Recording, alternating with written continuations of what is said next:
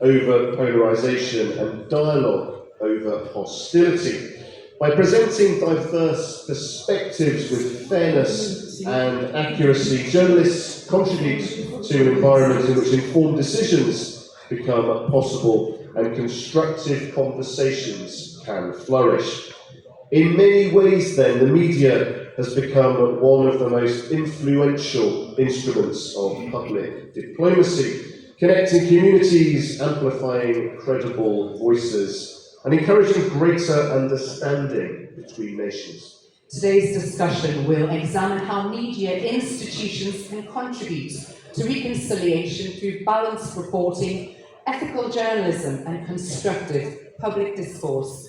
Our distinguished speakers will reflect on the importance of professional standards in preventing misinformation and disinformation from deepening existing tensions and conflicts. They'll also explore responsible editorial practice at international. For this panel, we're all set to go. Ms. Nadia Jani, presenter at A News TV. Ladies and gentlemen, please give them a warm welcome.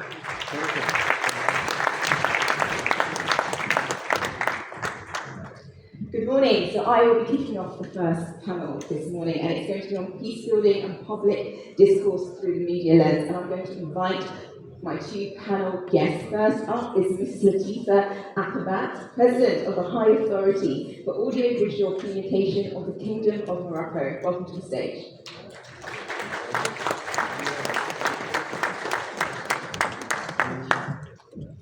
My next panelist guest is Mr. Kanat Iskakov, who is the first Vice Minister of Culture and Information of the Republic of Kazakhstan.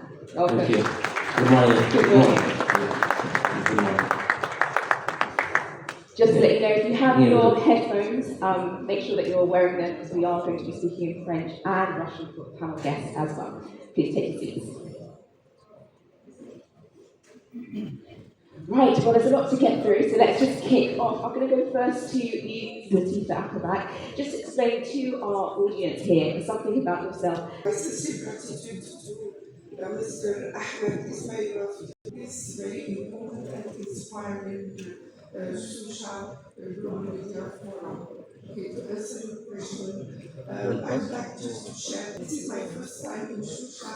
I wasn't acquainted with how it is organized, so I prepared 10 minutes presentation to answer exactly your question. Le fonctionnement des plateformes numériques et surtout le modèle économique qui est basé sur, qui est vraiment fondé sur l'attention, sur ce qu'on appelle l'attention sur la viralité, sur l'émotion, au dépend du raisonnement, tout ça a introduit et a fait émerger dans l'espace public de nouvelles formes de conflictualité. Et je pense que c'est extrêmement important parce que nous avons compris tous, nous avons eu cette expérience, c'est que maintenant, nous tous, on a vu qu'une société doit faire face à beaucoup de risques qui fragilisent la cohésion sociale, surtout qui exacerbe les antagonismes et qui renforce et même cause la polarisation dans nos sociétés. Et le fait que cet espace médiatique soit global, ça veut dire que maintenant, les conflits internationaux, les tensions géostratégiques et les guerres idéologiques aussi, j'ajoute cela, se déploient et s'entretiennent à travers un usage systématique des réseaux sociaux, et notamment en investissant sur les puissantes possibilités qu'offrent ces plateformes en termes, bien sûr, de manipulation, de diffusion et je dirais même d'amplification. Alors, ici, je voudrais, si vous me permettez, illustrer mon propos par un exemple concret. Alors, cet exemple qui est celui de la guerre informationnelle dont mon pays, le Royaume du Maroc, a fait les frais à l'occasion de la dernière, on est encore dans un contexte de football, je prends l'exemple de cette guerre informationnelle qui a eu lieu lors de la dernière Coupe d'Afrique des Nations de football. Alors, ce qui aurait dû demeurer un grand moment de sport et de fraternité africaine un événement organisé de surcroît selon les meilleurs standards. Donc, ce n'est pas demeuré ainsi, c'est devenu.